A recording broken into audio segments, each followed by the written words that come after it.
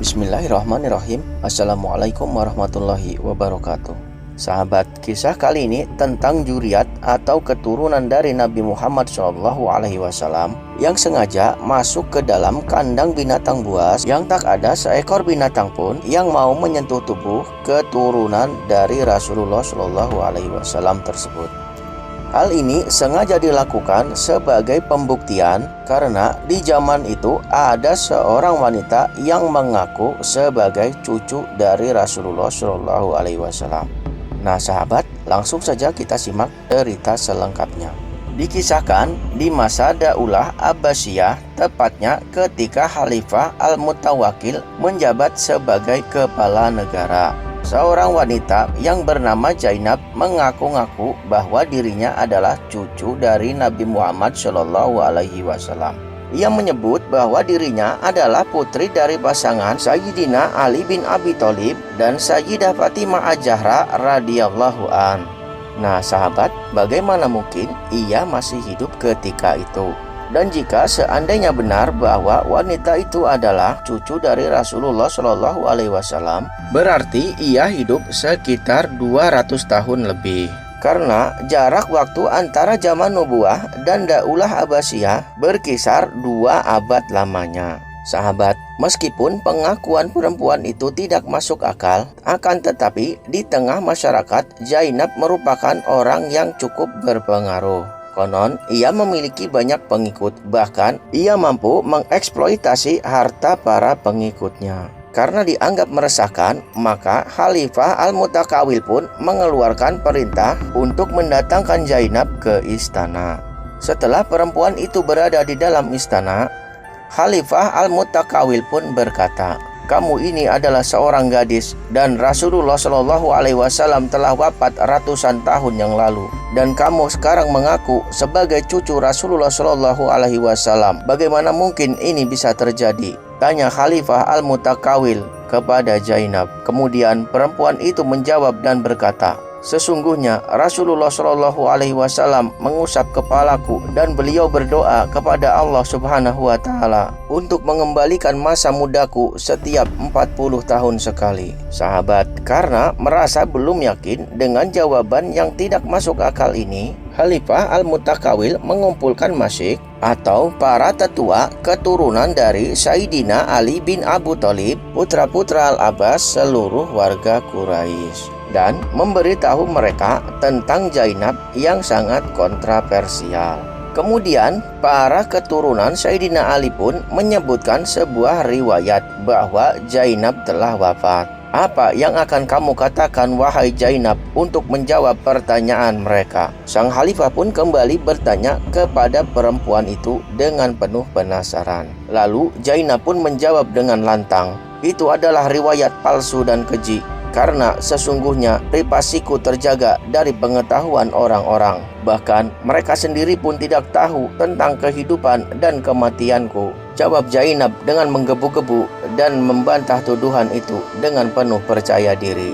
Sahabat, kemudian Khalifah Al-Mutawakkil pun bertanya kembali kepada jamaah keturunan Sayyidina Ali bin Abi Thalib, "Adakah di antara kalian yang memiliki bukti yang dapat mengungkap tipu daya wanita ini selain riwayat yang kalian sampaikan?" Lalu para keturunan Sayyidina Ali pun menjawab dengan serentak, Tidak ada tuanku, kami tidak mempunyai bukti apa-apa." Namun beberapa saat kemudian di antara mereka ada yang menawarkan satu solusi untuk memecahkan masalah ini dengan mendatangkan Ali bin Muhammad bin Musa bin Ja'far bin Muhammad bin Ali bin Musa bin Ja'far bin Muhammad bin Ali bin Husain bin Ali bin Abu Thalib yang mempunyai lakop atau nama panggilan Al-Hadi. Sahabat, setelah disampaikan kepada Al-Hadi apa yang sedang terjadi, beliau pun menegaskan kembali bahwa Zainab, putri Sayyidina Ali, sudah lama meninggal dengan menyebutkan tahun, bulan, dan hari kematiannya. Namun sahabat, bukan jawaban seperti ini yang diinginkan oleh sang khalifah. Beliau bahkan berjanji tidak akan melepaskan Zainab sebelum membungkamnya dengan hujah yang kuat. "Ya tuanku, jika memang dia benar adalah putri Sayyidah Fatimah." Akhirnya Ali Al-Hadi pun kembali bersuara. Beliau berusaha mengungkap tipu daya Zainab dengan mengajukan sebuah tantangan. Sesungguhnya jasad keturunan dari Sayyidah Fatimah tidak akan dimangsa oleh hewan-hewan buas. Maka datangkanlah hewan-hewan buas kepadanya dan lemparkan dia di tengah kerumunan hewan buas itu.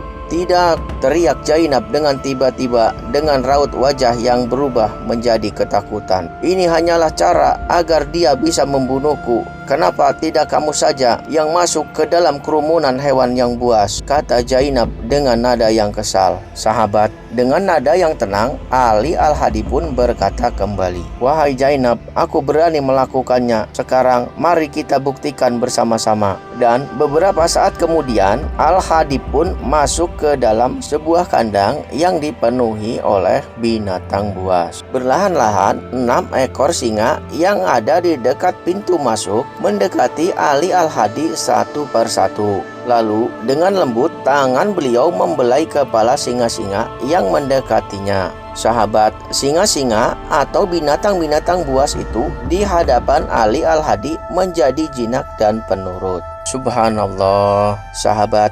Begitu melihat Ali Al-Hadi keluar dari kandang dengan selamat, dan ia melihat dengan mata kepalanya sendiri sebuah pemandangan yang sangat langka. Zainab pun hanya terdiam 1000 bahasa. Karena dilanda rasa ketakutan, akhirnya Zainab pun mengakui bahwa selama ini ia telah berdusta dan membohongi masyarakat umum. Nah sahabat, akhirnya masyarakat yang mengetahui kejadian ini menjuluki Zainab dengan sebutan Zainab Al-Kadzabah. Allahumma sholli ala Sayyidina Muhammad wa ala ali Sayyidina Muhammad. Nah sahabat, mudah-mudahan kita senantiasa mencintai atau menyayangi Ahlul Bait atau zuriat Rasulullah Shallallahu Alaihi Wasallam, dan semoga kelak kita akan mendapatkan syafaat dari baginda Nabi Muhammad Shallallahu Alaihi Wasallam. Amin amin ya robbal alamin. Mudah-mudahan bermanfaat. Wassalamualaikum warahmatullahi wabarakatuh.